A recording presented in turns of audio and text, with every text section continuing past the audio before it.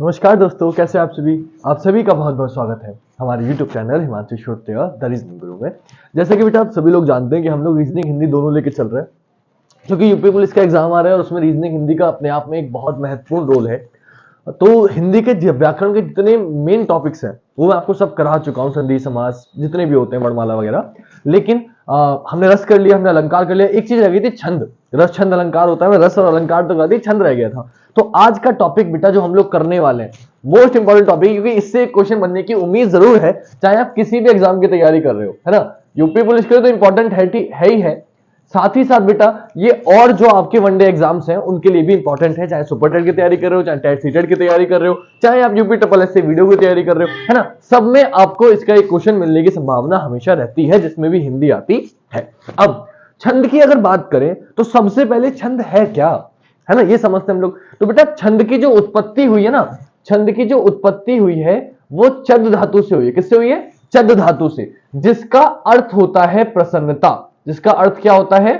प्रसन्नता, मतलब खुश होना। तो शॉर्ट में समझ सकते हो आप, शॉर्टकट में समझ सकते हो कि जिस चीज को पढ़कर मन में खुशी हो, मन में प्रसन्नता उत्पन्न हो, उसे हम क्या कहते हैं? छंद कहते हैं। मैं आपकी भाषा में समझा रहा हूं इसे, ठीक है। तो छंद चद धातु से इसकी उत्पत्ति हुई है।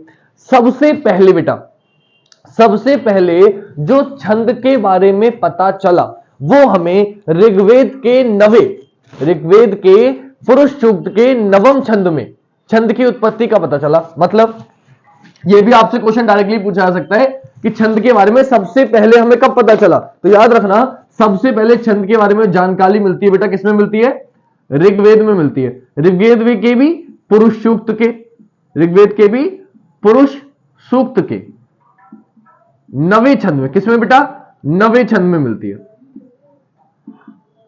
ऋग्वेद के पुरुष सूक्त के नवे छंद में सबसे पहले हमें किसकी जानकारी मिलती है? छंद की जानकारी मिलती है, जिसमें छंद की उत्पत्ति ईश्वर से बताई गई। जिसमें छंद की जो उत्पत्ति है वो किससे बताई गई है बेटा? छंद की उत्पत्ति बताई गई है आपकी ईश्वर से। किससे बताई गई है? ईश्वर से। तो थोड़ा सा ध्यान रखना कि सबसे पहले छंद की उत्पत्ति जो हमें पता चला, छंद के बारे में जानकारी मिलती है ऋग्वेद के पुरुष सूक्त के नवे छंद से मिलती है, जिसमें छंद की उत्पत्ति किससे बताई गई है? ईश्वर से बताई गई है। तो आपसे पूछा जा सकता है कहां सबसे पहले छंद के बारे में जानकारी मिली? आप क्या बताओगे? ऋग्वेद में मिली। ऋग्वेद के किस सूक्त में मिली? पुरुष सूक्त में मिली, नवे छंद में मिली। और छंद को क्या बताया गया? छंद की उत्पत्ति किससे बताई गई है? ईश्वर से बताई गई है। क्लियर है इतनी बात? अगर ये चीज आपके समझ में आ गई बेटा, तो एक चीज हम और समझते हैं इसमें, क्या कि ये तो हमें समझ में आ गया छंद क्या है, छंद का उपयोग के साथ ही साथ एक बात, जैसे आपने पता है ना, जब हम गद्य पढ़ रहे थे तो गद्य का जो व्याकरण होता है, वैसे ही गद्य का व्याकरण गद्य के लिए इंपॉर्टेंट है, वैसे ही आपको बता दूं कि छंद को,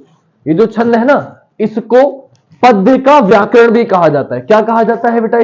इसे पद्य का व्याकरण भी कहा जाता है। पद्य का व्याकरण भी कहा जाता है। यह चीज भी आपको याद होना चाहिए कि छंद को क्या कहा जाता है। आपसे पूछे पद्य का व्याकरण किसे कहते हैं, तो याद रखना पद्य का व्याकरण कहते हैं छंद को।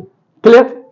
अगर छंद की डेफिनेशन की बात करें तो छंद की डेफिनेशन सिंपल सी ये है, आप कह सकते हो जिस रचना में मात्राओं और वर्णों की विशेष व्यवस्था तथा संगीतात्मक लय और गति की योजना रहती है, उसे छंद कहते हैं। मतलब जिसमें एक गति भी है, जिसमें यति भी है, जिसमें एक तुक बन रहा है कि श्री गुरु चरण सरोज रज निज मन मुकुर सुधारी वरनौ रघुवर बिमल जसु जोदायक फल चारी। तो इसमें क्या है कि आपको एक लय भी बन रही है, एक तुक भी बन रहा है एंड में। तो ये जो कहलाएगा, ये क्या कहलाएगा बेटा? छंद कहलाएगा, कि जिसमें आपका एक तुक भी बने, एक लय भी हो और एक वर्णों की, एक मात्राओं की व्यवस्था हो। कि अगर मैं आपको ये लिख के दिखाऊं तो इसमें कुछ मात्राएं बनेंगी कि पहले में दूसरे हैं, तीसरे में दूसरे हैं, कितनी मात्राएं हैं, कैसे नहीं है, 11 13 है, 13 11 है, 16 16 है, ये अलग अलग मात्रिक छंद बाद में बात करेंगे हम लोग। तो ये हमें समझना है पहले कि किसी भी आप डेफिनेशन लिखना चाहो लिख सकते हो, जिस रचना में मात्राओं और वर्णों की विशेष व्यवस्था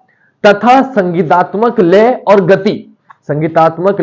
और गति की योजना रहती है, उसे छंद कहते हैं। डेफिनेशन लिख के टाइम वेस्ट नहीं कर रहा, इसको आप दोबारा सुन लेंगे, डेफिनेशन कभी पूछी नहीं जाती, बस बता दिया आपको, है ना। ये जो लय चल रही है, ये जो संगीतात्मक एक गाना आना ना, श्री गुरु चरण सरोज रज निज मन मुकुर सुधारी, ये जो लय है, ये जो गाने की एक तरीका है, जहां हम रुक रहे हैं, कहां हम शुरू कर रहे हैं, ये क्या है? यही आपका छंद है। क्लियर इतनी बात? तो ये भी थोड़ा सा आपको डेफिनेशन बताना चाहिए, आप लिखना चाहो वीडियो को बैक करना और उसको समझ के लिख लेना। फिलहाल छंद की उत्पत्ति कहां से हुई? चत धातु से हुई। इसको क्या कहा जाता है? पद का व्याकरण कहा जाता है। सबसे पहले जानकारी ऋग्वेद में मिली, ऋग्वेद के पुरुष सूक्त के 9वें छंद में मिली, जिसमें छंद की उत्पत्ति ईश्वर से बताई गई। साथ ही साथ आपको बता देता हूं, सबसे पहले इसका यूज अगर आप कहना चाहो तो छंद शास्त्र जो होता है ना, छंद का जो वर्णन है, आचार्य पिंगल ने छंद शास्त्र में छंद का वर्णन किया है। आचार्य पिंगल ने, किसने बेटा? ये भी एक अपना इंपॉर्टेंट पॉइंट है कि एक आचार्य है जिनका नाम है आचार्य पिंगल। आचार्य पिंगल, इन्होंने छंद का जो यूज है, छंद का जो उत्पत्ति है या छंद का जो प्रयोग है, वो कहां किया बेटा छंद का वर्णन? तो आचार्य पिंगल ने छंद शास्त्र में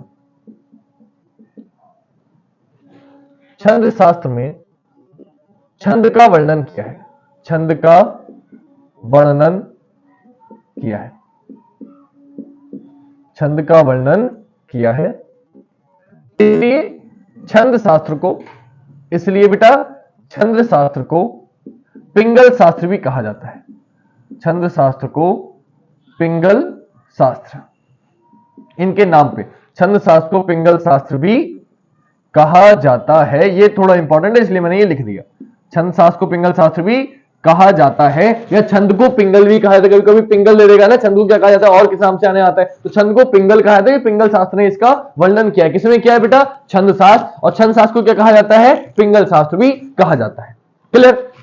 अब एक और पॉइंट इंपॉर्टेंट, पहले सारे इंपॉर्टेंट पॉइंट बता रहा हूं जो डायरेक्टली क्वेश्चन बन सकते हैं आपके लिए, है ना? तो एक इंपॉर्टेंट पॉइंट और लिख लेना कि छंद शास्त्र की दृष्टि से, छंद शास्त्र की दृष्टि से प्रथम कृति जो है, छंद शास्त्र की दृष्टि से प्रथम कृति,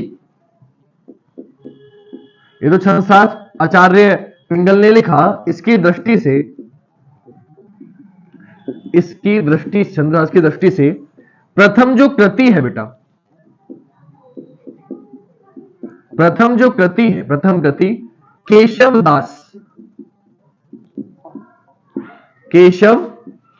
दास द्वारा लिखित छंदमाला है। केशव दास द्वारा लिखित छंदमाला है। एक बात ध्यान रखना बेटा, ये दो पॉइंट किसने लिखी है छंदमाला, डायरेक्टली पूछ लेगा छंदमाला किसने लिखी है, तो आप बता दोगे केशव दास ने लिखी है। छंदमाला क्या है? छंद शास्त्र के द्वारा प्रथम कृति की, छंद शास्त्र के द्वारा प्रथम कृति क्या है? तो वो छंदमाला है। किसने लिखी है? केशव दास ने लिखी। डायरेक्टली क्वेश्चन बने जाते हैं, जो भी क्वेश्चन बन सकते हैं उन्हें कराना मेरा काम है। तो मैंने जितने क्वेश्चन कराए हैं इनसे बहुत सारे क्वेश्चन आपके बन सकते हैं। कहां से क्या मिला है, कैसे मिला है, क्यों नहीं मिला है। अब डेफिनेशन हो गई, सब हो गया। तो अब पूछे जाता है छंद के तत्व या अंग। तो टोटल आपसे पूछा जाएगा छंद के, इतना तो हो गया ना, पद का व्याकरण। अब बात करते हैं छंद के टोटल तत्व कितने हैं। छंद पढ़ना है तो उसके तत्व या अंग आपको पता होना चाहिए। तो छंद के तत्व कितने हैं, है ना? तो याद रखिएगा छंद के टोटल 8 तत्व हैं। कितने तत्व हैं? 8। कौन सी चीज क्या है मैं बड़े आराम से समझाऊंगा आपको, तो बड़े ध्यान पे समझिएगा छंद के 8 तत्व हैं कौन कौन से। पहला तत्व है बेटा आपका चरण, या इसे पाद भी कहा जाता है। ये वो वाला मत समझना, ठीक है? चरण या पाद, ठीक है? दूसरे की बात करें तो बेटा है वर्ण, तीसरा है मात्रा, चौथा है क्रम, पांचवा है यति,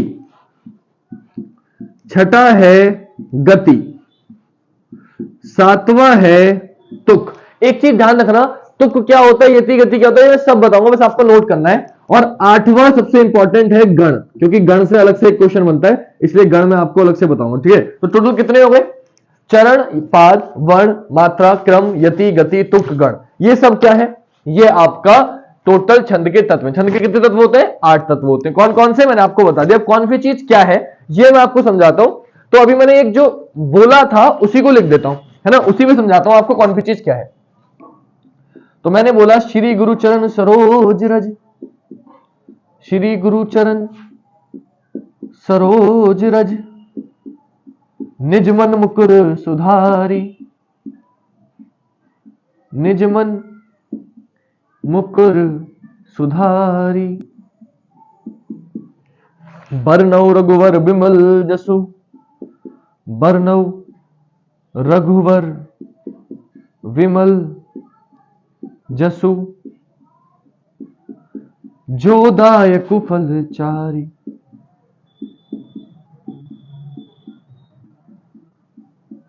जोदायक फलचारी। तो ये एक आपका, अगर मैं बात करूं, ये मैंने क्यों लिखा है मैं आपको ये बता देता हूं बेटा। ये मैंने इसलिए लिखा है, श्री गुरुचरण सरोज रज निजमन मुकुर सुधारी, निजमन मुकुर सुधारी, यहां पे मात्रा नहीं आएगी, निजमन मुकुर सुधारी, बरनव रघुवर विमल जसु, बरनव रघुवर विमल जसु, ये जसु में ऊ की मात्रा जसी आता है खाली, लेकिन हम बोलते हैं ना इस तरीके से, विमल जस जोदायक फलचारी। ये आपका टोटल होता है। अब ये मैंने क्या बताया, क्यों बताया, मैं समझाता हूं आपको एक एक चीज, ताकि आपके अच्छे से समझ में आए कि सबसे पहले अगर हम बात करें चरण या पाद की, तो देखो किसी भी आपने ये लिखा तो इसमें चरण क्या होता है, श्री गुरु चरण सरोज रज, यहां रुक गए ना आप, श्री गुरु चरण सरोज रज निजमन मुकुर सुधारी, बरनव रघुवर विमल जस जोदायक फलचारी। तो आपने देखा कितने बार बोला आपने, 4 बार। पहला चरण यह है, कॉमा लगाया, फिर दूसरा ये, तीसरा ये। तो ये जो यहां कॉमा लग गया, यह है आपका पहला चरण, यह है आपका दूसरा चरण। तो ये पहला चरण है, ये दूसरा चरण है, ये तीसरा चरण है, ये चौथा चरण है। तो आप समझ गए चरण क्या होते हैं। चरण या पाद वो है जो आपके पार्ट है, किसी भी पंक्ति को जो आप बोल रहे हो उसको जो पार्ट कर दिया, कॉमा लगा के जो आपने डिवाइड कर दिया, वो आपके क्या कहलाते हैं, चरण कहलाते हैं। तो जब कोई भी दोहा आप बोल रहे हो, ये क्या था, ये दोहा था, है ना, आप एक दोहा बोल रहे हो, तो ये दोहा क्या है, इसमें कितने चरण है, 4 चरण है, पहला, दूसरा, तीसरा, चौथा। ज्यादातर आपको 4 चरण ही देखने को मिलेंगे हर छंद में, ज्यादातर, ऐसा नहीं है सब में, ज्यादातर। ठीक है, आगे बढ़ते हैं। वर्ण क्या होता है, वर्ण आपको बताइए, काखा गागाणा, वर्ण क्या है कि ये चा क्या है, एक वर्ण है, रा क्या है, एक वर्ण है, ना क्या है, एक वर्ण है। तो इनके बिना कोई दोहा लिख ही नहीं पाओगे ना कोई शब्द। तो वर्ण क्या है, ये चा रा ना सा रा, ये क्या है, वर्ण है। फिर क्या आ गई बेटा, मात्रा आ गई। वर्ण भी आपकी समझ में आ गया, चरण भी समझ में आ गया। मात्रा क्या होती है, ये देखो यहां मात्रा लगी हुई है, श्रा पे ई की मात्रा, गा पे ऊ की मात्रा, रा पे ऊ की मात्रा लगी हुई है। तो अब मात्रा भी हमें समझनी है, तो एक बात ध्यान रखना, मात्रा भी बेटा आपका 2 प्रकार की होती है। 2 प्रकार की मतलब, एक होती है लघु, लघु मात्रा, जिसे हम बेटा सिंगल डंडे पे दर्शाते हैं। एक मात्रा, लघु मात्रा को क्या कहते हैं, एक मात्रा कहते हैं। क्या कहते हैं, एक मात्रा। और इसे किसे दर्शाते हैं बेटा, इसे आप सिंगल डंडे पे दर्शाते हैं। दूसरी होती है दीर्घ या गुरु मात्रा, दीर्घ या गुरु, इसे बेटा एस से दर्शाया जाता है, एस से, है ना। ये 2 मात्राओं के लिए यूज होता है, ये 2 मात्राओं के लिए यूज होता है। अभी मैं आपको मात्रा कैसे लगाते हैं, क्या होते हैं, वो भी बताऊंगा, तो उसके लिए आप टेंशन मत लें, हम लोग सिखाने वाले हैं कि मात्रा। आज मैं आपको छंद में जो मात्रिक छंद है, अभी छंद कितने प्रकार के होते हैं वही बताऊंगा, आपके अभी तत्व बता रहा हूं। उसके बाद मात्रा लगाते कैसे हैं, कैसे हमें पहचानना है कौन सा छंद है, कैसे पहचानोगे, वहां तो लिखा हुआ आ जाएगा कि इसमें कौन सा छंद है, तो आपको मात्रा लगा के चेक करना पड़ेगा। तो मात्रा कैसे लगाते हैं वो भी सिखाऊंगा, बस आपको बस देखते रहना है, जुड़े रहना है एंड तक। वीडियो अच्छी लग रही तो लाइक कर देना, अभी बाद में भूल जाते हो आप लोग, तो वीडियो लाइक करते चलो। जिस पल आपको लगे ये चीज हमने नहीं सीखी, इनमें से कुछ अगर आपको नया लगा तुरंत लाइक कर देना, क्योंकि एक क्वेश्चन बनेगा और 2 नंबर के लिए 1 लाइक तो बनता ही है। आ जाओ बेटा अगले क्वेश्चन पे। आगे क्या है, क्रम। तो ये मात्रा हो गई, अभी कैसे यूज करेंगे वो बाद में बताता हूं। क्रम क्या है, कि जो बोलने का क्रम है ना, कि पहले आपने ये रखा, फिर ये रखा, फिर ये रखा, फिर ये रखा, ये क्या है, क्रम है आपका। यति क्या होता है, यति है बेटा ठहराव या रुकना। यति क्या होता है, यति होता है रुकना, कि श्री गुरु चरण सरोज रज, आप क्या करें, रज पे रुक गए, निज मन मुकुर सुधारी, सुधारी पे रुक गए, तो आप रुक रहे हो ना, ये जो रुकना है यही क्या है, यति है। श्री गुरु चरण सरोज रज, कॉमा लग गया, यहां रुक गए आप। जहां रुक जाते हैं हम लोग, बोलते बोलते जहां रुकते हैं, सांस लेने के लिए रुका जाता है जहां पे, उसे हम क्या कहते हैं, यति कहते हैं। गति क्या है, गति जैसे मैं ये जो गा रहा हूं ना, ये जो लय है ये गति है। जैसे श्री गुरु चरण सरोज रज निज मन मुकुर सुधारी, ये हो गई गति। इसी गति को बदल भी सकते हैं, श्री गुरु चरण सरोज रज निज मन को सुधारी बन्ना और फलचारी, मतलब स्पीड में बोल दो, श्री गुरु चरण सरोज रज निज मन को सुधारी बन्ना और विमल जसु दोदायक फलचारी। तो गति क्या है, कि ये जो बोलने का तरीका है, मैं इसको आराम से ही बोल सकता हूं, श्री गुरु चरण सरोज रज निज मन मुकुर सुधारी। मैं तेज बोल सकता हूं, हल्के बोल सकता हूं। तो गति क्या है, बोलने का तरीका। दोहे को, मतलब ये तो दोहा ही, मैंने एग्जांपल दोहे का लिया इसलिए दोहा बोल रहा हूं, अलग अलग होते हैं, दोहा, सोटा, रोला, सब हम पढ़ेंगे। तो ये जो हमने, जो भी हम बोल रहे हैं उसको, जो कितने स्पीड से बोल रहे हैं, कितने स्लो बोल रहे हैं, वो क्या कहलाती है, उसकी गति कहलाती है। अब क्या है तुक। तुक क्या होता है, तुक बेटा यही है, श्री गुरु चरण सरोज रज निज मन मुकुर सुधारी बन और रघुवर विमल जस। तो यहां रज पे खत्म हुआ, यहां जस पे खत्म हुआ। निज मन मुकुर सुधारी जो दायक को फलचारी। तो देखो सुधारी चारी, एंड में आप क्या देख रहे हो, एंड में आप देख रहे हो जो तुक है, तुकबंदी, जब कोई भी शायरी बोलते हैं तो हम क्या करते हैं, तुकबंदी करते हैं ना, एक जैसा कि तुम याद ना आया करो, याद आने से पहले तुम आ जाया करो। कोई भी गाना होता है, कोई भी शायरी होती है तो आप उसमें तुकबंदी करते हो कि जिस शब्द पे खत्म हुआ है उसी शब्द से शुरू करते हो। बात समझ रहे हो आप? तो वो क्या कहलाता है आपका, तुक कहलाता है। सुधारी चारी, कुछ भी कह लो, जय हनुमान ज्ञान गुण सागर, जय कपीस तिहुँ लोक उजागर। तो सागर उजागर ये क्या है, ये तुकबंदी है। तो जब आप तुकबंदी करते हो उसे क्या कहते हैं, तुक कहते हैं। ठीक है, एक ही जैसा शब्द का यूज करना, एक ही जैसी मात्रा का यूज करना तुकबंदी कहलाता है। क्लियर? अंत में स्वर या व्यंजन हमेशा क्या होगा, सेम होगा, चाहे स्वर सेम होगा, जैसे यहाँ पे ई सेम है, या उजागर रा आ रहा है तो उसमें भी सागर आ रहा है, रा आ रहा है, तो व्यंजन सेम है। तो स्वर या व्यंजन क्या होगा, हमेशा सेम होगा, उसे हम क्या कहेंगे, तुक कहेंगे। आगे क्या आ गया, गण। अब ये इंपॉर्टेंट है, गण हमारे से अलग से पूछा जाता है, गण क्या होते हैं। तो जैसा कि मैंने बताया, छंद के तत्व कितने होते हैं, 8 अलग अलग देखने को मिलेंगे। कुछ किताब में 6 दे दिया, कुछ में 7, वो अलग अलग, कुछ में क्रम और मात्रा मिला देते हैं, कुछ में वर्ण जो है वो मिला देते हैं, है ना, वर्ण के साथ ही मात्रा रख देते हैं, वो उसको भी ध्यान मत देना, वो नहीं पूछाएगा। मैंने 8 इसलिए बताया याद करने में आसानी हो। छंद के 8 तत्व, और गण भी आपके कितने प्रकार के होते हैं, 8 प्रकार के होते हैं। गण भी कितने प्रकार के होते हैं बेटा, 8 प्रकार के होते हैं। गण भी कितने प्रकार के होते हैं, 8 प्रकार के होते हैं। तो मुझे गण आपको समझाने कि गण क्या होते हैं, ये मुझे आपको समझाना है। उससे पहले एक चीज और समझा देता हूं आपको। आपको यह पता होना चाहिए कि यहां सम और विषम जरूर आएंगे। चरण, सम चरण क्या है, विषम चरण क्या है, यह हाथों हाथ आपको बता देता हूं कि चरण सम भी होते हैं, विषम। जो हमने चरण पढ़ा ना पहले, ये भी 2 प्रकार के होते हैं, ये भी 2 प्रकार के होते हैं। एक होता है सम, एक होता है विषम। वैसे बताने वाली बात नहीं, फिर भी बता देता हूं। 1 और 3 जो चरण है उन्हें विषम चरण कहते हैं, और 2 और 4 जो चरण है उन्हें समचरण कहते हैं। जैसे ये 1 और 3 ये क्या कहलाएंगे, तो ये दोनों जो चरण है आपके रज तक, ये दोनों चरण जो है ये कहलाएंगे विषम, और जो बाद वाले दोनों चरण है यहां से लेके यहां तक, ये क्या कहलाएंगे, सम। क्लियर हो गई बात? तो समचरण 2 और 4, विषम चरण 1 और 3, ये चरण का सिंपल सा कॉन्सेप्ट हुआ। अब मैं आपको गण बताने वाला हूं। तो कौन सा तत्व क्या यूज होता है, कौन सी चीज क्या है, ये मैंने आपको समझा दी है। इसको जल्दी से रफ करते हैं और फिर समझते हैं गण क्या होते हैं, कैसे होते हैं। फिर उसके बाद हम बताएंगे छंद कितने प्रकार के होते हैं। फिर आज 1-2 टाइप के पढ़ेंगे, और उसके बाद देखो एक चीज तो बता देता हूं कि आज आपको जो कराने वाला हूं वो शायद आपने पहले किया हो, शायद ना किया हो। देखो दोहा सोठा रोला ये तो आप पढ़ते आ ही रहे हो, किताब से भी पढ़ोगे यही आप लोग, है ना। तो ये पढ़ के आप क्वेश्चन नहीं कर पाते, क्यों, आप ये रट के जाते हो और एग्जामिनर को बताया कि बच्चा ये रट के आया है, तो वो क्वेश्चन बदल देता है, वो क्वेश्चन कुछ और पूछ लेता है। इसलिए आपको ना हर चीज के लिए तैयार होकर चलना है, क्योंकि पीटी का लेवल इस बार इतना हाई आया है कि आपको समझना पड़ेगा कि एग्जाम का लेवल आपका हाई हो सकता है। तो हम अपनी तरफ से कोई कमी नहीं छोड़ेंगे, हम इस तरीके से पढ़ेंगे। कोई भी टॉपिक पढ़ो बेटा, कोई भी कभी भी, तो ऐसे पढ़ो कि जब उससे क्वेश्चन आए तो आपके पढ़े हुए से बाहर ना जाए। तो आज जो आपको कराने वाला हूं कुछ इसी तरीके की तैयारी कराने वाला हूं। बस आप लोगों को क्या करना है, वीडियो लाइक करनी है, अच्छी लग रही हो लाइक करते चलो, बाकी मुझ पर छोड़ दो, मैं बता दूं कौन सी चीज क्या है। तो अब सबसे पहले कोई भी छंद आपको सीखना हो, चाहे वो छंद के प्रकार भी बताऊंगा कौन कौन से छंद होते हैं, कोई भी छंद अगर सीखना हो उसके लिए पहले गण क्या होता है ये पता होना चाहिए। साथ ही साथ मात्रा लगाना आपको आना चाहिए, क्योंकि मात्रा नहीं लगा पाओगे तो पहचान नहीं पाओगे। मात्राओं से ही आपके पता चलेगा भाई कौन सा छंद है, कौन सा छंद नहीं है। तो इसलिए मात्रा क्या होता है, गण क्या होता है, आपको पता होना जरूरी है। दोनों ही चीजें इंपॉर्टेंट है, क्योंकि या तो मात्रा से पता चलेगा या गण से पता चलेगा। तो अब सबसे मैंने 8वां तो बताया आपको, क्या बताया बेटा, मैंने बताया गण बताया। अब गण की क्या दिक्कत है, क्या है गण, वो हम समझते हैं बेटा आपको। तो गण टोटल कितने प्रकार के होते हैं बेटा, गण टोटल 8 प्रकार के होते हैं। कितने प्रकार के होते हैं, 8 प्रकार के। गण टोटल 8 प्रकार के होते हैं, ये बात आपको ध्यान रखनी है।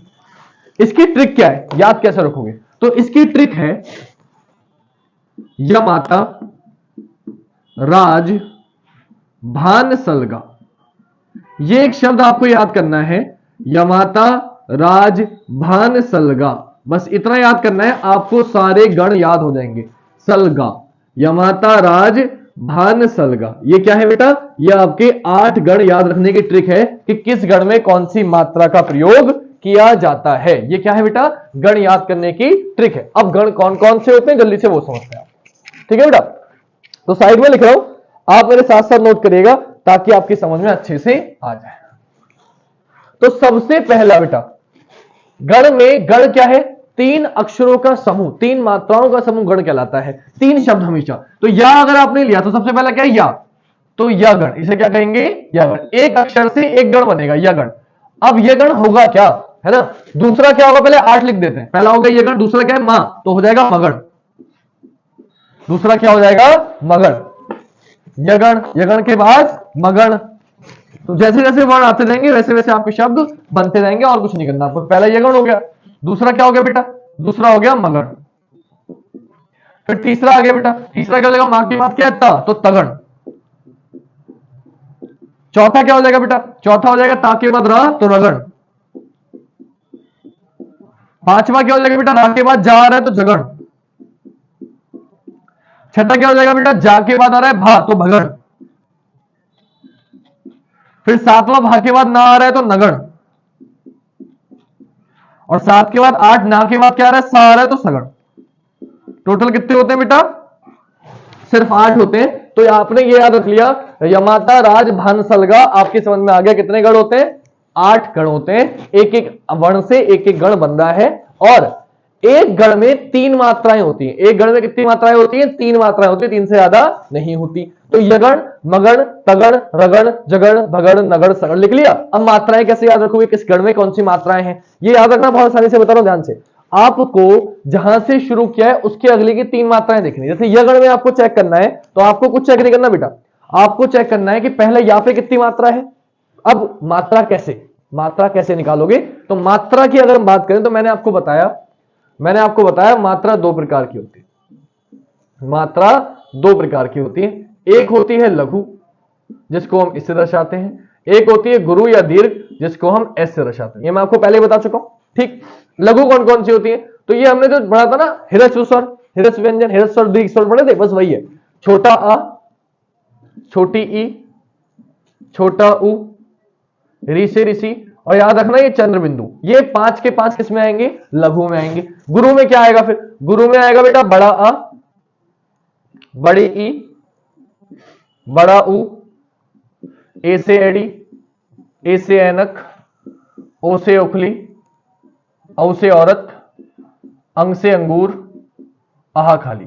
ये सब किस में आएंगे बेटा, ये आपकी गुरु मात्रा में आएंगे। ये किस में आएंगे, गुरु मात्रा में आएंगे। अगर ऐसे नहीं समझो तो इसका एग्जांपल समझाता हूं आपको। मान लो आपने लिखा का, सिर्फ का, तो ये क्या हो गया, का में बेटा आ छुपा हुआ है, तो ये लघु मात्रा हो गई। मैंने लिखा का पे छोटी ई की मात्रा की, तो ये क्या हो गया, ये भी आपकी लघु मात्रा हो गई। मैंने लिखा बेटा उ, तो कु की मात्रा, उ की मात्रा ये होती है कु, तो ये कु भी क्या हो गया, लघु मात्रा हो गई। मैंने लिख दिया बेटा क्रा, तो ये क्रा भी हो गया, लघु मात्रा हो गई। मैंने लिख दिया ये कंग, तो ये भी क्या हो गया, लघु मात्रा में आएगा। आ, इसमें कुछ रूल है कि इससे पहले अगर कोई व्यंजन आ जाए तो उसमें 2 मात्रा हो जाती है, वो मैं बाद में बताता हूं, पहले इतना समझ लो। अगर मैंने लिख दिया, अगर का की जगह इस बार मां कर लो, है ना, बार बार मत करो, मां, बड़ी की मात्रा कर दी मी, बड़े ऊ की मात्रा कर दी मुंह, ये कर दिया में, ये कर दिया मैं, ये कर दिया बेटा मो, ये कर दिया मौ, ये कर दिया मंग, और ये कर दिया महा। तो ये सब क्या हो जाएंगे, इन सब पे 2-2 मात्राएं लगेंगी, और इन सब पे 1-1 मात्रा लगेंगी। तो आपको सबसे पहले ये पता होना चाहिए था कि 1-1 मात्रा किस पे आती है और 2-2 मात्रा किस पे आती है। इसमें मेरे ख्याल से आपको किसी भी बच्चे को कोई दिक्कत नहीं होगी। क्लियर रहती बात। अब यगण तगड़ क्या है, पहले इसको समझाता हूं, उसके बाद में आपको मात्रा के और कुछ रूल हैं कि कब हम लोग को संयुक्त अक्षर क्या होता है, मिश्र अक्षर क्या होता है, उनसे पहले क्या किया जाता है, वो भी हम समझेंगे। मात्रा लगाना आना बहुत जरूरी है बेटा, तो मैं आपको मात्रा लगाना भी सिखाता हूं। पहले ये चीज समझ में आ गई होगी सबकी, ठीक है। लघु मात्रा और गुरु मात्रा किस पे कौन, ये 4-5 जो आएंगे लघु मात्रा में आएंगे, एक सिंगल मात्रा होती है इनकी, और ये जो इधर के हैं ये गुरु मात्रा होती है, इसमें 2 आएंगी मात्राएं। ये आपको ध्यान रखना। अभी मात्रा के और नियम है, कुछ 2-3 नियम है, वो और बताऊंगा, पहले आपको ये चीज समझनी है। अब आते हैं इस पे, यगण पे मात्राएं लगानी। तो मैंने बताया आखिरी के 3 अगले 3 में, यहां से आगे 2 बड़ और जाने, 3 टोटल 3 वर्ड का एक गण होता है। तो ये गण क्या हो जाएगा, यहाँ पे कितनी मात्रा है, बोले सर यहाँ के आगे कोई मात्रा तो लगी नहीं है, तो यहाँ पे मात्रा कितनी आ गई बेटा, 1। यहाँ के बाद वहां पे 2 आकरंडा लग रहा है, आकरंडा लग रहा है तो 2 मात्रा एस लिखूंगा, तापे भी आका मात्रा है तो एस लिखूंगा। यानी कि यगण में कितनी मात्राएं होती हैं, बोले सर 5, 1 2 3 और 2 5। मगड़ पे आ जाओ, अब मगड़ पे 3 आगे जाएंगे, मगड़ से 3 आगे जाएंगे, तो मां पे भी कितनी है, बोले सर 2, तापे भी कितनी है, बोले सर रो, और रा पे भी कितनी है 2, तो 2 2 2 कितनी मात्राएं हो गई, 6 मात्रा हो गई। ऐसे ही 3-3 आगे चलना है। अब तगड़ में क्या होगा, तापे कितनी मात्रा है बेटा, 2, ता के बाद रा पे कितनी मात्रा है, 2, रा के बाद जा पे कितनी मात्रा है, 1।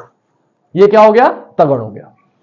रगड़ क्या होगा, रगड़ क्या होगा? अच्छा ये अगर ऐसे ना समझो ना, यगड़ के अलावा एक शब्द बताता चलता हूं, उनके बाद एग्जांपल देता चलता हूं। मान लो यगड़ का एग्जांपल क्या हो जाएगा, तो इसका एग्जांपल होगा नहाना। अगर मैंने बोला नहाना कौन से गण का शब्द है, तो आप बता दोगे यगण का। कैसे? देखो ना का मतलब एक, हा पे अकरंडा दो मात्राएं, ना पे दो मात्राएं, तो नहाना क्या आ गया? यगण में आ गया। जब भी 5 मात्राएं होंगी इस तरीके से 1 2 2, तो वो क्या कहलाएगा? यगण कहलाएगा। अगर मगड़ का एग्जांपल ले तो हम लिख सकते हैं आजादी। क्या लिख सकते हैं? आजादी। देखो आ पे दो मात्राएं, जा पे अकरंडा दो मात्राएं, दा पे बड़ी की मात्रा दो मात्राएं, तो आजादी क्या हो गया? मगड़ का हो गया। तगड़ की अगर बात करें तो तगड़ का एग्जांपल क्या होगा? मैं लिख दिया लाचार। लाचार दो मात्राएं एक मात्रा, लाचार। ठीक है, अभी मात्रा हमने यहां सिखाई दी आपको। कभी भी अगर सिंगल सिंगल आ रहा है तो एक मात्रा, डबल डबल दो आ रहा है तो दो मात्रा, ये मैंने इसलिए पहले इधर बता दिया आपको। अब रगड़ क्या होगा? तो रा पे दो मात्राएं हैं, रा के बाद जा पे एक मात्रा है और भा पे दो मात्रा है। इसका एग्जांपल अगर लोगे तो कौन सा ले सकते हो कि पहले दो आनी चाहिए, फिर एक आनी चाहिए, फिर दो आनी चाहिए? तो इसका एग्जांपल हम ले सकते हैं मेमना।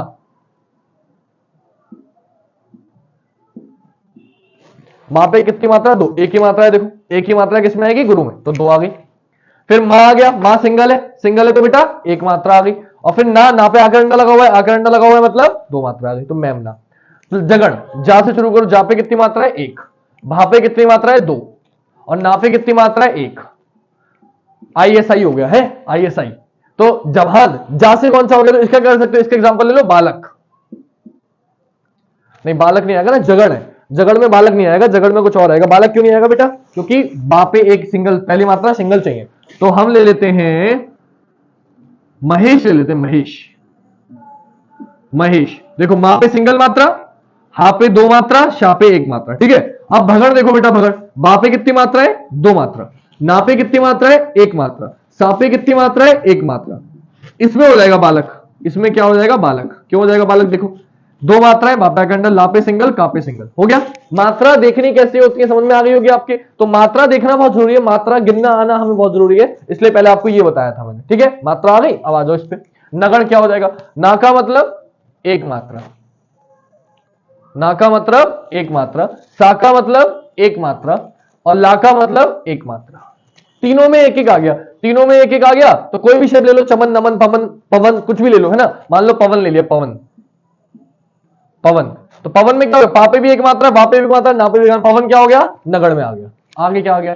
सलगा। तो सापे एक मात्रा है, लापे एक मात्रा है, और गापे दो मात्रा है। एक से एग्जांपल क्या हो जाएगा? कुछ भी ले लो, मान लो मैंने ले लिया ममता। ममता, मां पे एक मात्रा, मां पे एक मात्रा, तापे दो मात्रा, ये क्या हो गया? ये आपका सगण हो गया। तो ये मैंने एग्जांपल के साथ आपको बता दिया कौन से गण में कौन सी मात्राएं होती है। इसके लिए क्या याद रखना है आपको? बस ये याद रखना है, यमाता राज भानसरगा। दो तीन बार बोलोगे आ जाएगा यमाता राज भानसरगा। अपने चाहे तो हाथ पे लिख लो यमाता राज भानसरगा, अपने आप पता चल जाएगा किस गण में कितनी मात्राएं होती है। एक अक्षर से एक गण बनेगा और एक गण में 3 वर्ण होते हैं, आप ये बात ध्यान रखिएगा। 3 आगे 3 तक जाना है, क्लियर हो गई बात? तो ये हो गया आपका इतनी चीज। गण पता चल गए, 8 गण होते हैं, कौन कौन से पता चल गए। इन गण को पता होना इसलिए जरूरी है बेटा, क्योंकि अभी जब हम छंद के प्रकार पढ़ेंगे कि छंद कितने प्रकार के होते हैं, तो कई तरह की मात्रा और गण दोनों को जरूरी है। वार्णिक छंद, मात्रिक छंद, और आपके पास मुक्तक छंद, और एक होता है उभय छंद। तो टोटल 4 तरीके के छंद हम पढ़ने वाले हैं। तो वार्णिक छंद के लिए ये आना बहुत जरूरी है, और मात्रिक छंद के लिए ये आना बहुत जरूरी है। क्लियर? तो दोनों ही हमारे लिए क्या है? इंपॉर्टेंट है। तो ये दोनों का स्क्रीनशॉट लेना चाहो ले लो, मैं हट गया साइड में ताकि मैं ना देखूं, आप लोग ले नहीं पाओगे स्क्रीनशॉट। सब कुछ आपको साफ साफ दिख रहा है, तो जल्दी से इनका स्क्रीनशॉट लेना चाहो आप ले सकते हो। अब जब मैं मात्रा सिखा ही रहा हूं तो हाथों हाथ पहले मात्रा के कुछ रूल हैं, मैं आपको वो और सिखा देता हूं ताकि आपको कोई दिक्कत ना। क्लियर है? क्या कि जब कभी भी संयुक्त व्यंजन आएगा, जब कभी भी संयुक्त व्यंजन आएगा, यहां लिख देता हूं ताकि आपको याद रहे। मात्रा के लिए, मात्रा के लिए जब भी संयुक्त व्यंजन आएगा, संयुक्त व्यंजन आएगा, तो उससे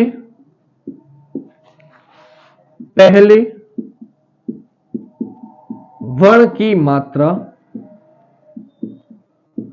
2 हो जाएंगे।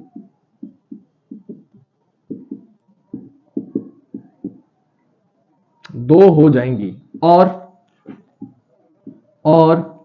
यदि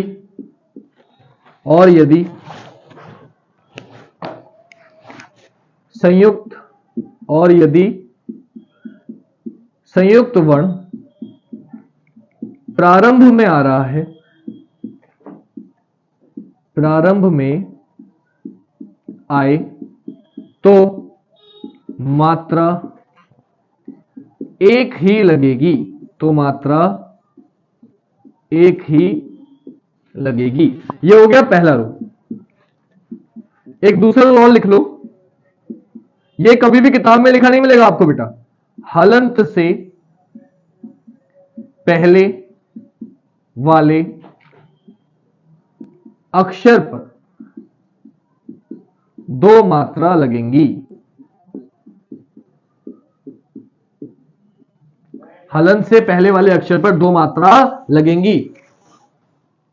तो ये बेटा आपको कोई नहीं बताएगा, किताब में ये लिखा नहीं मिलेगा। बस ये इंपॉर्टेंट पढ़ने के लिए आपको किसकी जरूरत है? हिमांशु सर की जरूरत है, किसी भी टीचर की जरूरत है, क्योंकि आपको जो किताब में नहीं है वही तो सिखाना हमारा काम है। किताब से पढ़ के आप अगर सीख जाओ तो फिर टीचरों की जरूरत नहीं, क्या बड़े बच्चा सीख जाए। तो ये यगड़ तगड़ तो हो गया, ये मैं कर रहा हूं रफ। गण की आपको जरूरत नहीं है, मात्रा लगाना जल्दी से अच्छे में सीखते हैं, ताकि मात्रा लगाना आपको एक बार आ जाए। क्योंकि आज की क्लास में मैं आपको एक्स्ट्रा चीजें सिखा रहा हूं। छंद तो छंद के प्रकार तो मैं अभी शुरू करूंगा ताकि आपके समझ में आए। सबसे ज्यादा मात्रिक छंद जो पूछे जाते हैं उसकी तो मैं अलग से एक वीडियो बनाऊंगा, जिसमें दोहा, सोठा, रोला, इन सबकी ट्रिक बताऊंगा आपको, ताकि ट्रिक से आपको याद रहे। तो पहले आज हम कॉन्सेप्ट समझ रहे हैं, बेसिक समझ रहे हैं। इसके बाद कल हम ट्रिक समझेंगे अगली वीडियो में, जिसमें आपको सारे मात्रिक छंद बताऊंगा। आज एक्स्ट्रा चीज जो अक्सर पूछी जाती है, जो बच्चों को नहीं पता होती, तो कल की क्लास करने के लिए आज की क्लास लेना मोस्ट इंपॉर्टेंट है, बहुत ज्यादा जरूरी है। जिसने आज की क्लास नहीं ली उसकी कल की क्लास रट्टा तो मार सकता है, समझ में नहीं आएगी। और बच्चे आज तक यही गलती करते आए हैं कि जल्दी से टीचर आए, उन्होंने दोहा छोटा बेटा 16 मात्राएं, 13 मात्राएं, 11 मात्राएं या मान लो याद करते हैं, 2 दिन याद करते हैं, 3 दिन भूल जाते हैं। मैं वो गलती नहीं करना चाहता। एक बार पढ़ाऊंगा, ऐसा पढ़ाऊंगा जिंदगी में कभी ना भूलूं। तो इसलिए क्लास को एंड तक देखना, और आज की क्लास देखने के बाद ही अगर कल की क्लास देखोगे तो आपको ऐसे समझ में आएगी कि आपको जिंदगी में रट्टा मारने की जरूरत नहीं पड़ेगी। आप कोई भी देखोगे और देख के बता दोगे ये कौन सा छंद है। क्लियर? तो उसके लिए बस आपको ध्यान रखना है, वीडियो को लाइक करना है, ठीक है। तो इतना समझ में आ गया। अब इसका तरीका क्या, मतलब अभी कुछ चीज सर समझ में नहीं क्या लिखा है आपने, तो इसको मैं समझा देता हूं, आपको टेंशन ले रहे हो। मान लो बेटा मैंने कोई भी एक शब्द लिखा, कोई भी एक शब्द लिखा कि मैंने मान लो कमल लिख दिया, कमल। मैं आज से पूछूं कमल पे कितनी मात्राएं हैं, कमल पे कितनी मात्राएं हैं, तो कोई भी बच्चा देख के बता देगा कि सर ये भी एक मात्रा, ये भी एक मात्रा, ये भी एक मात्रा। कमल कितनी मात्राएं हैं? 3 मात्राएं, कोई दिक्कत नहीं है। अगर मैंने लिख दिया कमल की जगह कमाल, बोले सर कमाल पे कितनी मात्राएं हैं, तो आप देखते बता दोगे क्या कि सर का पे तो एक मात्रा आएगी, मां पे 2 मात्राएं आएंगी, ला पे 1 मात्रा आएगी। बोले हाँ सर यही बता दिया। अगर मैंने लिख दिया कमली, कमली, इसकी मात्राएं निकालने लगूं तो ये भी आसानी से बता दो कैसे, कि का पे 1 रहेगी, मां पे 1 रहेगी, ला पे बड़ी की मात्रा है 2 आ जाएगा, है ना। ये तो आसान था। दिक्कत कब पड़ती है? जब बीच वाले शब्द आ जाते हैं तो आपको दिक्कत देने लगते हैं। कैसे? मैं आपको वो बताऊं उससे पहले, जैसे कि आपने मान लो मैंने ले लिया अंत, यहां बच्चा फंस जाएगा, यहां बच्चा फंस जाएगा। फोकस करना है इस पे। ये जो कहलाएगा ना बेटा, ये संयुक्त अक्षर कहलाएगा। क्यों संयुक्त अक्षर क्यों कहलाएगा? इस एक अक्षर में एक दूसरा अक्षर भी जुड़ा हुआ है, इसलिए हम इसे क्या कह रहे हैं बेटा? इसे हम संयुक्त अक्षर कह रहे हैं। इस अक्षर में ये भी जुड़ा हुआ है तो इसे हम क्या कह रहे हैं? संयुक्त अक्षर। तो मैंने क्या लिखा है? मैंने लिखा है जब भी संयुक्त व्यंजन आएगा तो उससे पहले वर्ण की मात्रा 2 हो जाएगी, कि अंत से पहले ना आ रहा है तो आ की मात्रा तो 1 होती है।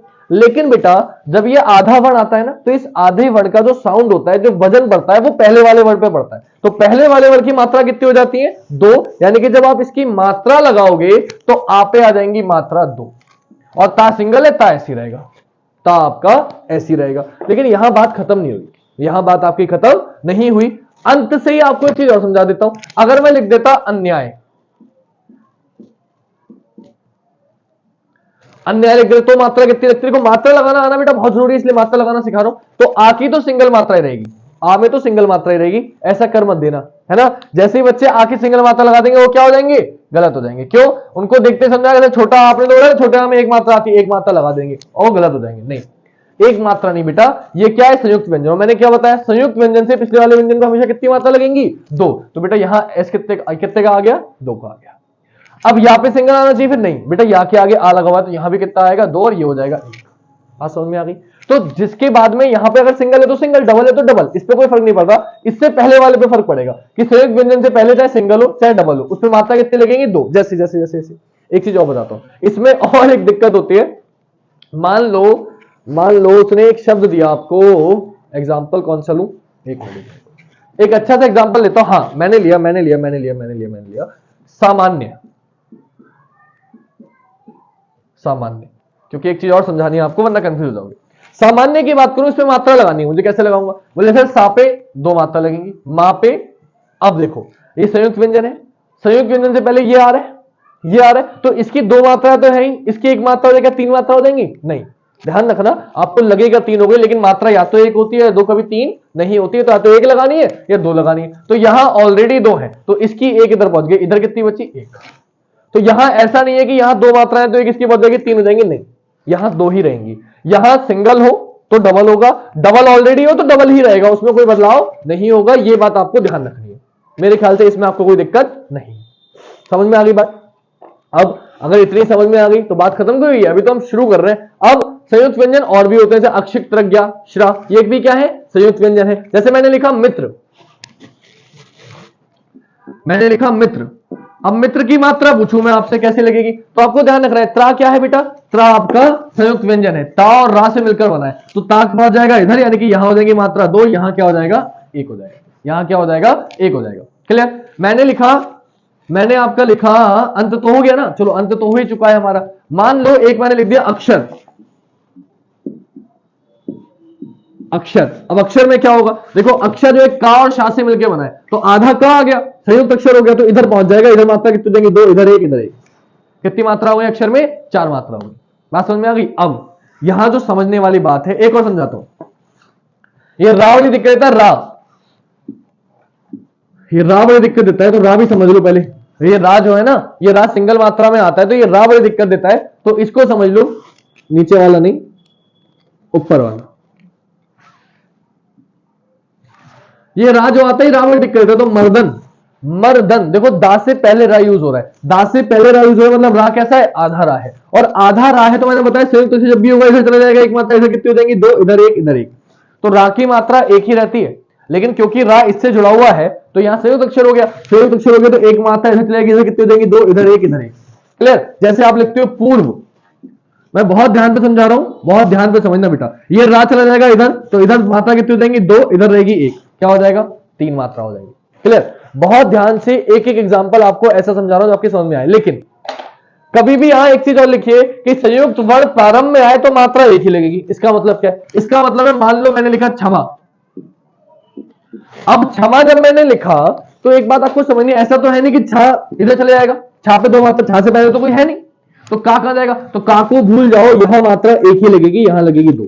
तो ये समझना ये है, कुछ बच्चे यहां दो लगा देते हैं कि सर इससे पहले कुछ नहीं तो इसे दो मान लो, नहीं, संयुक्त अक्षर से पहले अगर कोई अक्षर नहीं है तो उसकी मात्रा सिंगल, संयुक्त वर्ण प्रारंभ में आए तो मात्रा एक ही लगेगी, ये आपको समझना है। कोई दिक्कत? जैसे मान लो मैंने लिख दिया व्यास, अब व्यास का क्या होगा? तो व्यास की अगर मात्रा लगानी है बेटा, देखो वहां से ये संयुक्त अक्षर है लेकिन इससे पहले तो कुछ है नहीं, तो इसके पहले की मात्रा भूल जाओ, यहां पे आकर ये हो गया दो, ये हो गया एक। अब यहां ऐसा नहीं कि यहां एक ही लगा दो, जब यहां पे आकर है तो यहां दो जाएंगी, ये बात समझनी है। क्लियर? इसलिए क्षमा और व्यास में क्या आता है समझ लेना। संयुक्त अक्षर से पहले जो अक्षर है अगर वो प्रारंभ में आ रहा है संयुक्त अक्षर, तो उससे पहले वाला तो कोई है ही नहीं, तो उसको एक ही मात्रा मानना चलना है, लेकिन अगर उसमें मात्रा लगी होगी तो उसको दो मानेंगे। क्लियर? ये बात थोड़ी सी आपको समझनी थी।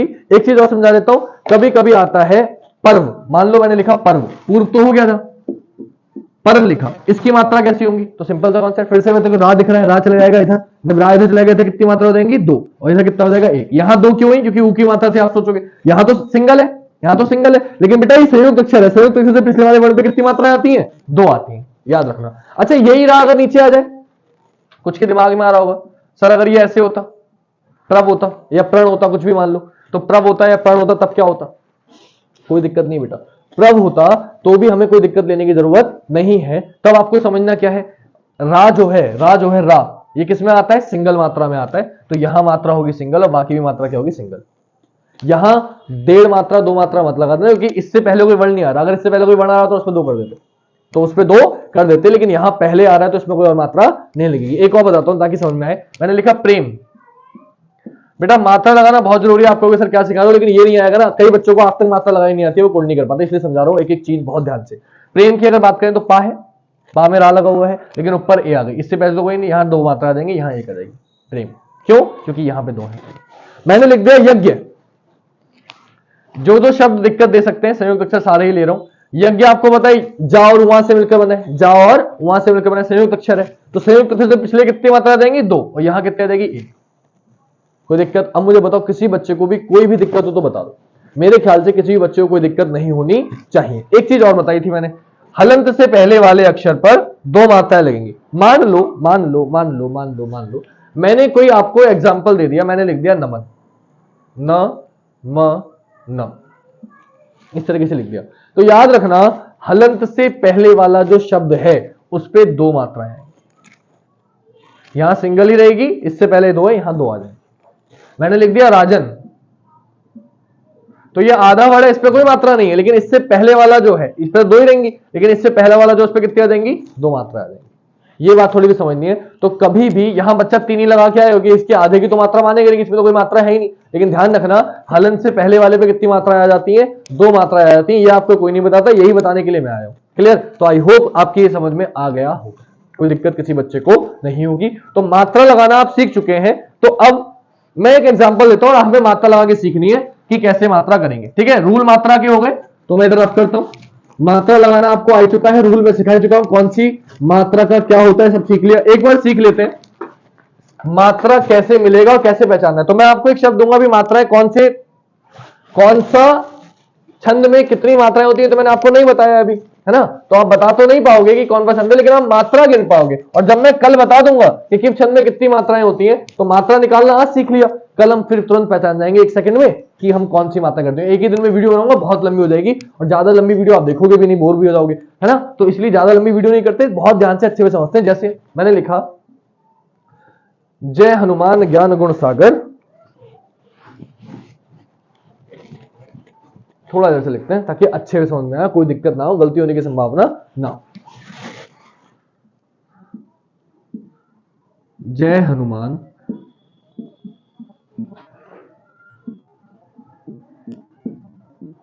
ज्ञान गुण सागर, जय हनुमान ज्ञान गुण सागर। मैं देखो ये पहला चरण हो गया, दूसरा चरण आगे भी लिख सकता हूं, नीचे भी लिख सकता हूं। तो मैं नीचे लिख रहा हूं बेटा, आप लोग ये सोचना सर आगे क्यों नहीं लिख रहे हैं, है ना। आगे लिख सकता हूं, कॉमा लगा के ऐसे पहले लिखा था, लेकिन नीचे भी लिख सकते हैं, वो आपकी मर्जी है। मैंने लिखा जय कपीस, जय कपीश तिहु लोक उजागर, जय हनुमान ज्ञान गुण सागर, जय कपीश तिहु लोक उजागर, रामदूत अतुलित बलधामा, राम दूत अतुलित बलधामा,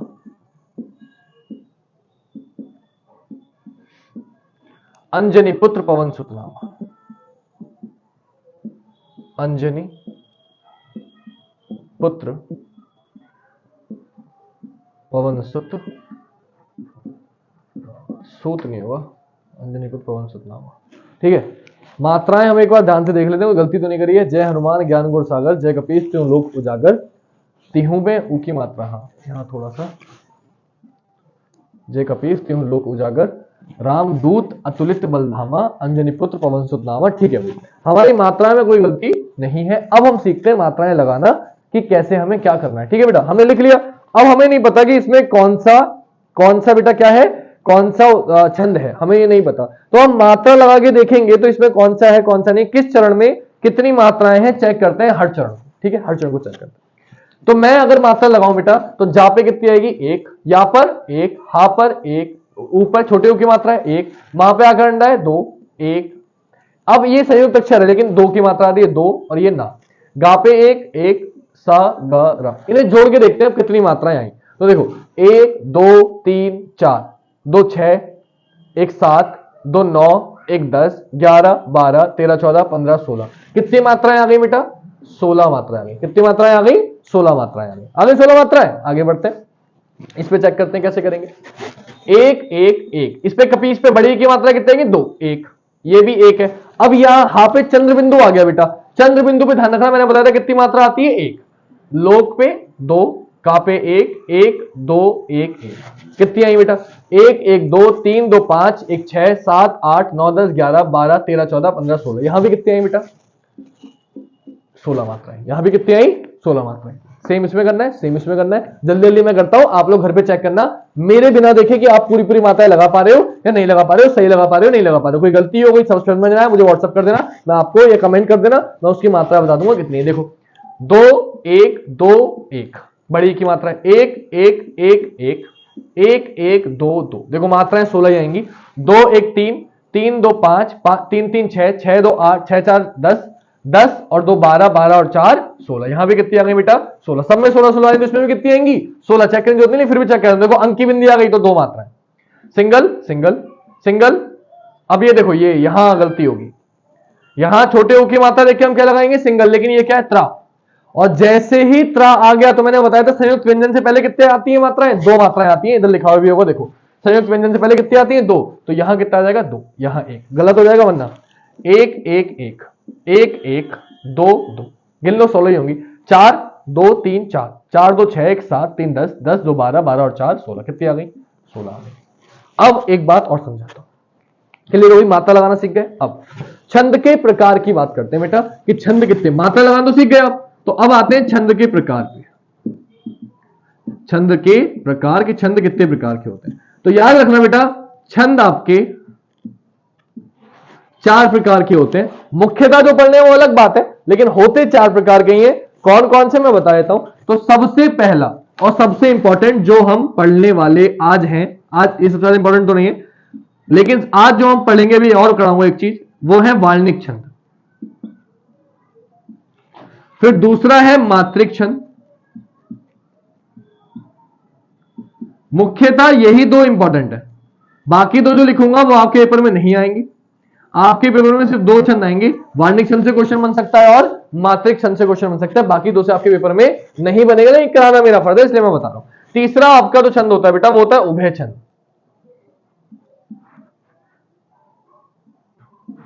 और चौथा होता है बेटा आपका मुक्तक छंद, या कुछ लोग इसे मुक्त छंद बोलते हैं, या कुछ लोग इसे स्वच्छंद भी बोलते हैं। ठीक है, टोटल 1 2 3 4 प्रकार के होते हैं, लेकिन हमें जो पढ़ने बेटा वो हमारे लिए इंपॉर्टेंट सिर्फ 2 है, पहला दूसरा, बाकी हमारे लिए इतना इंपॉर्टेंट नहीं है।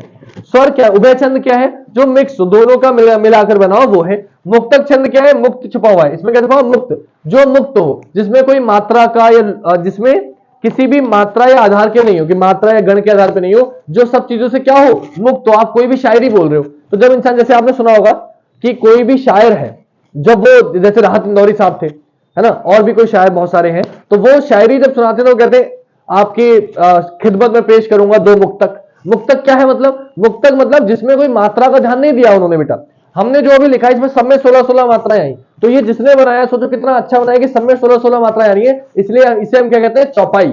तो ये भी ध्यान रखना है कि चौपाई छंद में, कल बताऊंगा वैसे आपको, हर चौपाई क्या है? सममात्रिक छंद है। सममात्रिक मतलब जिसमें सारी मात्राएं क्या होती है? समान होती हैं, वो क्या कहलाता है? सममात्रिक छंद कहलाता है। तो इसमें सब में क्या है? 16 16 मात्राएं हैं, तो ये चौपाई छंद हो गया। लेकिन मुक्तक क्या होता है? जिसमें मात्राओं के आधार पर, मात्रा की कोई जानकारी नहीं होती कि बराबर है या बराबर नहीं है, बराबर है या बेटा बराबर नहीं है, वो क्या कहलाता है? आपका मुक्तक छंद कहलाता है। तभी इसलिए कोई भी शायर है वो कहता है कि आपकी खिदमत में 2 मुक्तक और पेश करूंगा, कि उन्होंने तो बस लिख दिया ऐसे ही, कोई मन में ख्याल आया कि एक हसीना थी एक दीवाना था, है ना, कोई दीवाना कहता है कोई पागल समझता है कि धरती की बेचैनी तो सिर्फ बादल समझता है। तो इन्होंने जब लिखा होगा ये सोचा होगा कि मात्राएं चेक करूं बराबर आ रही है नहीं आ रही है, नहीं ना, लिख दिया इन्होंने ऐसे। तो ये क्या है? मुक्तक है। तो मुक्तक का मतलब भी क्या होता है बेटा? कि जो मुक्त हो हर चीज से, मात्राओं से, गढ़ से, सबसे मुक्त हो, उसे क्या कहते हैं हम लोग? मुक्तक छंद कहते हैं। क्लियर? तो ये मुक्त हो गया, उभय छंद हो गया, इनमें कोई रूल नहीं होता तो इनको पढ़ना भी नहीं है। हमारे लिए इंपॉर्टेंट क्या है? वार्णिक और मुक्त मात्रिक छंद, इसमें रूल है, इसमें मात्राएं हैं।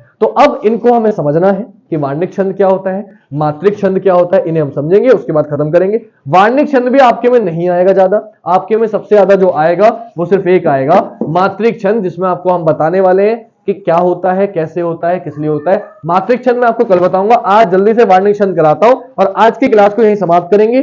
कल मिलेंगे अगले पार्ट में। कल आपके लिए और ज्यादा इंपॉर्टेंट टॉपिक है, क्योंकि सबसे ज्यादा क्या आता है? मात्रिक छंद आता है। तो आज मात्रा लगाना आप सीख गए हो। मात्रिक छंद तभी कर, मात्रिक में क्या था? मात्रा, ये मात्रों के आधार पर, वार्णिक मतलब वर्ण के आधार पर। तो तो जो वर्णों के आधार पर बटा हुआ है वो वार्णिक छंद, जो मात्राओं के आधार पर आप पहचानोगे वो वार्णिक छंद। समझ रहे हो मेरी बात? तो वार्णिक छंद क्या होता है, मात्रिक छंद क्या होता है, समझ में आ गया। अब मात्रिक छंद हम कल पढ़ेंगे, इसके लिए मात्राएं लगानी आनी चाहिए, वो मैंने आज सिखा दिया आपको। वार्णिक छंद क्या होता है ये मैं जल्दी से बता देता हूं, ये आपके में ज्यादा नहीं आएगा, बस ये पूछ लेगा कौन सा वर्ण कितने है टोटल, तो टोटल वार्णिक छंद जो जो होते हैं मैं आपको बस वो बता देता हूं, क्योंकि आपसे पूछ लेगा ये छंद किस मात्रिक है, वार्णिक है, उभय है या मुक्तक छंद है, तो आपको बस पहचान आनी चाहिए। या इस छंद में कितनी मात्राएं हैं, आपसे बस ये पूछेगा, तो मैं जल्दी से बस आपको वो बता देता हूं, इसे आपको बस नोट कर लेना है और कोशिश करनी है एक दो बार पढ़ने की, याद अपने आप हो जाएगा। मुझे लगता है कि आपके पेपर में यूपी पुलिस की अगर बात करूं स्पेशली, तो उसमें मात्रिक छंद ज्यादा आएगा, जो मैं कल कराऊंगा आपको। वार्णिक छंद से क्वेश्चन बन सकता है, आया हुआ तो है, लेकिन यूपी ट्रिपल एससी वीडियो जो और ज्यादा हाई लेवल के एग्जाम है, सुपर टेट, टेट, एसटेट, उसमें तो ज्यादा संभावना है। यूपी पुलिस में शायद 1% मान लो कि 60-40 का 60-40 का है कि 60% चांसेस है कि आ जाए, 40% है कि ना आए, लेकिन 60% है तो थोड़ा सा आपको पढ़ना तो है बेटा, कुछ कमी नहीं छोड़नी हमें, है ना। तो आज आखिरी चीज आपको और पढ़ा रहा हूं, वार्णिक छंद। उसके बाद मैं आपकी क्लास आज यहां खत्म कर दूंगा, उसके बाद हम कल पढ़ेंगे बेटा आपके सामने, क्या पढ़ेंगे कल हम पढ़ेंगे आपके सामने मात्रिक छंद, जो आपके लिए सबसे ज्यादा इंपॉर्टेंट होने वाला है। वो क्लास हम कल ही करेंगे, आज क्लास और लंबी हो गई है, ज्यादा लंबी नहीं करेंगे, थक गया मैं बोलते बोलते। वार्णिक छंद मतलब वर्णों के आधार पर, है ना बेटा, वर्णों के आधार पर जो डिवाइडेड हो उसे हम क्या कहते हैं, वार्णिक छंद बोलते हैं। अब वार्णिक छंद को डायरेक्टली याद रख लो, कितने छंद होते हैं, कैसे होते हैं, तो मैं आपको जल्दी से बता देता हूं। टोटल वार्णिक छंद के प्रकार कितने होते हैं, कैसे होते हैं, तो आप बस याद रखो इसकी मात्राएं, एक 8 मात्राएं वाले हैं, एक 11 वाले हैं, एक 12 वाले हैं, उसके बाद है 14, 15, 16, 17, ये एक साथ है। 14, 15, 16, 17 चार एक साथ आएंगे। उसके बाद जो बेटा आने वाले हैं आपके पास 14, 15, 16, 17 के बाद एक साथ वो आएगा 19, 21, 22, 26, 19, 21, 22 से 26, 22 से 26, और फिर एक साथ आ जाएगा 31, 32, 33, 31, 32, 33। टोटल ये आपके क्षण हैं, और एक आखिरी और होता है 31 से 33। दिख रहा है नीचे तक आपको, एक बार चेक कर लूं, चलिए बिल्कुल नीचे दिख रहा है लेकिन चल जाएगा, ठीक है। 31 से 33 टोटल ये हमें छंद पढ़ने वाले हैं बेटा, ये टोटल आपके छंद होते हैं, इतनी मात्राओं वाले होते हैं, इतने सारे छंद हैं आपके। कौन सी मात्रा में क्या होगा ये पूछ सकता है, तो 8 मात्राओं का एक ही छंद है आपका, जिसे हम कहते हैं प्रमाणिका, जिसे हम क्या कहते हैं बेटा, प्रमाणिका, जिसे हम कहते हैं प्रमाणिका। तो आज देखिए बेटा प्रमाणिका, प्रमाणिका 11 के 3-4 हैं, जैसे कि पहला है स्वागत, जिसमें 11 मात्राएं होती है वार्णिक छंद में। दूसरा है भुजंगी, तीसरा है बेटा इंद्रवर्जा, इंद्रवर्जा, इंद्र, चौथा है उपेंद्रवर्जा,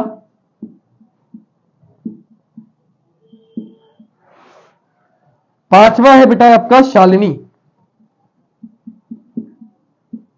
शालिनी, ठीक है।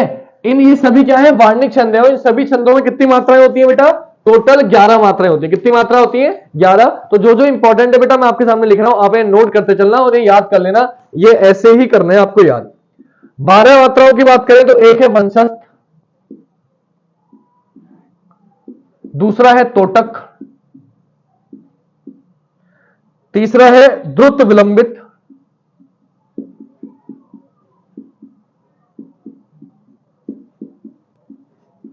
चौथा है बेटा भुजंग प्रियात,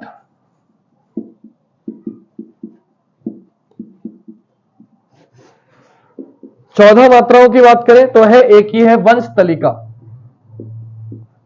वंश तिलका, सॉरी वंश तिलका, वंश तिलका। 15 मात्राओं की बात करें तो 15 का शायद कोई नहीं है ना, है 15 का भी है मालिनी, 15 का भी है मालिनी, मैं वही सोचूं याद तो मैंने किया था। 16 का है चंचला, 16 का है चंचला, और पंचचामर। मैं भी हट रहा हूं, आप लिख लेना है, नोट कर लेना, स्क्रीनशॉट ले लेना। 17 मात्राओं की बात करें तो वो है आपका शिखरणी, या फिर इसे बोला जाता है बेटा मंदा क्रांता, मंदा क्रांता। इसके बाद 19 की बात करें तो 19 का है शार्दुल, शार्दुल ठाकुर सुना होगा आपने, क्रिकेटर है आपका शार्दुल। 21 की बात करें तो आपका है स्त्रग्धा, ये मोस्ट इंपॉर्टेंट है 22 से 26 वाला, इसे कहते हैं सवैया। सवैया में बेटा सवैया कई बार पूछा गया, इसमें 2-4 और आते हैं लेकिन वो अंदर जाने की ज्यादा जरूरत नहीं है, बस 22 पे 26 मात्रा होती है, सभी में ध्यान रखना, किसी में 22, 23, 24, 25 ऐसे करके। फिर आता है 31वां, ये भी इंपॉर्टेंट है, इसे कहते हैं घनाक्षरी। कई बार पूछा गया है घनाक्षरी कैसा छंद है, तो याद रखना घनाक्षरी वार्णिक छंद है। कैसा छंद है बेटा, वार्णिक छंद है। 32 पे आता है रूप घनाक्षरी, बस घनाक्षरी से पहले रूप लग जाता है, घनाक्षरी से पहले क्या लग जाता है, रूप लग जाता है, तो ये हो जाता है रूप घनाक्षरी। फिर 33 पे भी घनाक्षरी रहता है लेकिन देव घनाक्षरी हो जाता है, देव घनाक्षरी। और आखिरी 31 की बात करें तो इसे कहते हैं कवित या मन हरण, मन को हरने वाला, ठीक है बेटा, मन हरण। तो इसे आपको और नोट करना है, जल्दी से स्क्रीनशॉट ले लो, मैं बिल्कुल साइड हट गया हूं ताकि आप स्क्रीनशॉट ले सको इसका, और इसे अपनी कॉपी में नोट आपको जरूर करना है बेटा। क्यों, क्योंकि ये आपके क्या है, वार्णिक छंद है, मात्राओं के हिसाब से लिखे हैं मैंने आपको ताकि आपको याद करने में आसानी हो। 8 का आएगा प्रमाणिका, 11 मात्राओं वाले अक्षर पूछे जाते कौन कौन से, स्वागत, भुजंगी, इंद्रवर्जा, उपेंद्रवर्जा। जो जो इंपॉर्टेंट है उन पर सर्कल कर रहा हूं, उन्हें और ध्यान रख लेना, ठीक है। जो जो इंपॉर्टेंट है, जो जो अक्षर पूछे जाते हैं मैं बता देता हूं। एक इंद्रवर्जा शब्द बहुत देखने को मिलेगा, उपेंद्रवर्जा भी देखने को मिलेगा, शालिनी भी देखने को मिलेगा।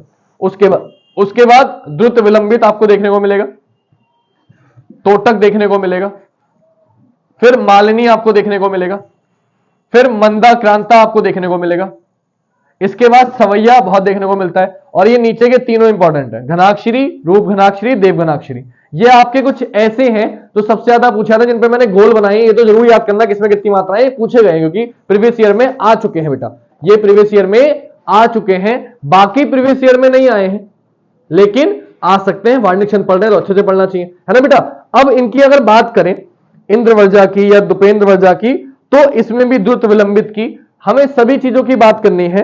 तो अगर हम बात करें इन सभी की, तो सवैया मैंने बताया बहुत सारे सवैया बहुत सारे प्रकार होते हैं, मत सुंदरी सवैया, मदिरा सवैया, दुर्मिल सवैया, सुमकी सवैया, सवैया और बहुत टूटा हुआ है अंदर, लेकिन उसकी जरूरत नहीं है। अगर बात करें द्रुत विलंबित की, तो द्रुत विलंबित की एक पहचान होती है, अगर आप बताओ, इसमें 12 मात्राएं तो सभी को पता है ना, लेकिन इसमें क्रम रखा जाता है। क्या क्रम रखा जाता है, नगण, भगण, भगण, रगण, इसमें क्रम होता है, नगण, भगण, भगण, रगण। मतलब इसमें जब भी मात्राएं आएंगी इसी क्रम में आएंगी। जो मैंने आपको भी गण बताया था, इसलिए मैंने कहा था गण याद होना बहुत जरूरी है, तो इसी क्रम में आएंगी। कैसे, नगण, भगण, भगण, रगण, ये क्रम आपको याद रखना है। ये क्रम याद होगा तो वो कौन सा होगा, द्रुत विलंबित मात्राएं होंगी, यानी कि शुरू में एक एक एक, नगण में क्या था, एक एक मात्राएं थी, तो एक एक मात्राएं होंगी, है ना। तो शुरू में 3 सिंगल सिंगल मात्राएं आ रही है, 12 मात्राएं, तो 12 मात्राएं हैं, और सिंगल सिंगल मात्रा शुरू में कौन सा है, वो द्रुत विलंबित है। इसके बाद मैंने किस पे बनाया था, इंद्रवर्जा पे बनाया। तो इंद्रवर्जा की बात करें, इसमें वर्णों की संख्या आपको पता ही है कितनी है, 11 है। इसकी पहचान क्या है, इसमें बेटा 2 तगड़ है, 1 जगड़ है और 2 गुरु है। इसमें 2 तो आएंगे तगड़, है ना। उसके बाद क्या आएगा, उसके बाद 1 आएगा जगड़, 1 क्या आएगा, जगड़, और 2 गुरु होंगे। गुरु मतलब 2 गुरु मात्राएं होंगी एंड में, 2 क्या होंगी, गुरु मात्राएं होंगी। तो तगड़ में मैंने आपको बताया था कितनी मात्राएं होती है, 5, है ना। तो जब आप वो देखोगे आपके अपने समझ में आ जाएगा, जगड़, जगड़। तो ये आपके कुछ समझ में आ जाएगा, इंद्रवर्जा में कितनी मात्राएं होती है बेटा, 11 मात्राएं होती है, ठीक है। और 2 तगड़ होते हैं, 1 जगड़ होता है, 2 गुरु होते हैं, ये आपके समझ में आ जाएगा। उसके बाद उपेंद्रवर्जा पे आते हैं। उपेंद्रवर्जा में भी मात्राएं कितनी है, 11, इसमें तो कोई डाउट ही नहीं है, मैंने लिख ही दिया है आपको। इसमें गणों का क्रम क्या है, जगड़, तगड़, जगड़, 2 गुरु। इसमें क्या होता है, इसमें पहले जगड़ आता है, ये बेटा क्रम पूछ लेगा इसलिए लिखवा रहा हूं मैं, फालतू में नहीं लिखवाता कुछ भी। जगड़, तगड़, फिर जगड़, पता चले आपसे पूछ ले इनका क्रम बताओ, आपको ना बताओ, इसलिए लिख लो, थोड़ा बहुत पढ़ के जाना, आ जाए तो थोड़ा तुक्के ऑप्शन एलिमिनेट तो कर ही सकते हो, थोड़ा बहुत याद रह गया तो, है ना, याद नहीं भी हुआ, रट्टा नहीं भी पड़ा तो, है ना। इसके बाद जो मैंने आपको इंपॉर्टेंट बताया, मंदा क्रांता, ये भी अपने आप में इंपॉर्टेंट है। तो मंदा क्रांता में कितने हैं बेटा, 17 मात्राएं होती है। इसमें क्या क्रम क्या है, 17 वर्ण है, और कैसे है, सबसे पहले भगण, फिर भगण, अब मैं गण गण नहीं लिख रहा, फिर नगण, फिर तगण, फिर तगण, और फिर दो गुरु मात्रा एंड में। ठीक है, ये आपका क्या होगा, ये आपका मंदाक्रांता का होगा। उसके बाद इसकी एक चीज और है कि जो यति होती है, यति मतलब जो ठहराव होता है, वो 10,7 पे होता है। पहले 10 वर्णों पर यति होगी, रुकोगे, और फिर 7 वर्णों पर रुकोगे। पहचान कर सकते हो आप लोग कि कौन सा है, मंदाक्रांता है। उसके बाद मैंने आपको बताया मालिनी भी इंपॉर्टेंट है ना। तो मालिनी में कितने वर्ण होते हैं, बोले सर 15 वर्ण होते हैं। मालिनी में कितने होते हैं, 15 वर्ण होते हैं। यति कब होती है, तो यति होती है 7,8 वर्ण पर। पहले 7 पे होगी, फिर 8 पर होगी। इसके बाद अगर बात करें गणों का क्रम क्या है, तो गणों का क्रम आपको पता ही है, नगण, नगण, भगण, यगण, यगण। तो ना भा या, यह आपका इसमें मालिनी में नगण, नगण, भगण, यगण, यगण, इस तरीके से आपका गण होते हैं। जो गण मैंने अभी आपको याद किया था क्या होते हैं, उससे समझ में आ जाएगा। तो मालिनी का क्रम यह है। इसके बाद मैंने आपको इंपॉर्टेंट क्या बताया बेटा, इसके बाद मैंने आपको बताया शालिनी। कहां गई शालिनी, शालिनी ये रही।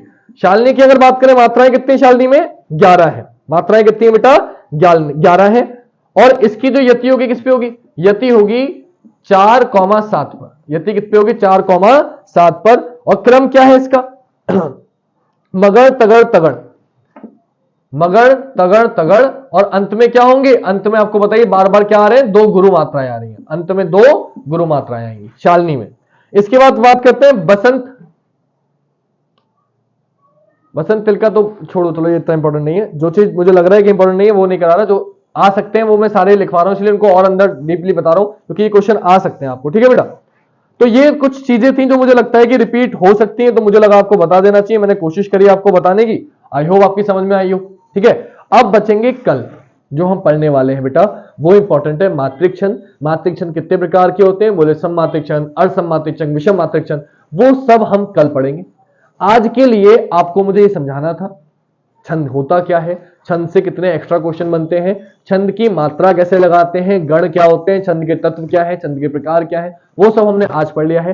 कल सबसे इंपॉर्टेंट क्लास होने वाली है। कल हम क्या पढ़ने वाले हैं, कल की क्लास में ध्यान से समझिएगा, कल की क्लास मोस्ट इंपॉर्टेंट होने वाली है, क्योंकि कल हम पढ़ेंगे मात्रिक छंद, जिससे क्वेश्चन 1 बनने की संभावना है ही है। मोस्ट इंपॉर्टेंट टॉपिक है, वो मिलेगी आपको कल की वीडियो में। आज की वीडियो इसलिए इंपॉर्टेंट थी क्योंकि आज जो क्वेश्चन मैंने कराए हैं वो आपको कोई नहीं कराता, और इससे क्वेश्चन बनते हैं। क्लियर, कल मिलेंगे, कल हम पढ़ेंगे मात्रिक छंद। आज के लिए वीडियो को यहीं समाप्त करूंगा। वीडियो अच्छी लगी तो प्लीज लाइक कर दो यार, आप लोग कमेंट कर दिया करो, अच्छा लगता है, क्योंकि मैं बहुत पढ़ता हूं तब आपको पढ़ाता हूं, इसके लिए मुझे एक्स्ट्रा तैयारी करनी पड़ती है ना, क्योंकि पढ़ा हुआ तो है, याद भी है, लेकिन आपके लिए बेहतर चीज प्रोवाइड करने के लिए बहुत चीजें टटोलता हूं कि आपको कोई चीज मुझसे छूट ना जाए, जिससे आपका नुकसान ना हो। चले जो छूट गई वही आ गई, ऐसा ना हो, इसलिए बहुत ढूंढ ढूंढ के आपको करा रहा हूं। तो प्लीज वीडियो को ज्यादा से ज्यादा लाइक करें, अपने सभी दोस्तों को शेयर करें। कल मिलेंगे नेक्स्ट पार्ट में, आज के लिए इतना ही। जय हिंद, जय भारत, वंदे मातरम, शुभ रात्रि।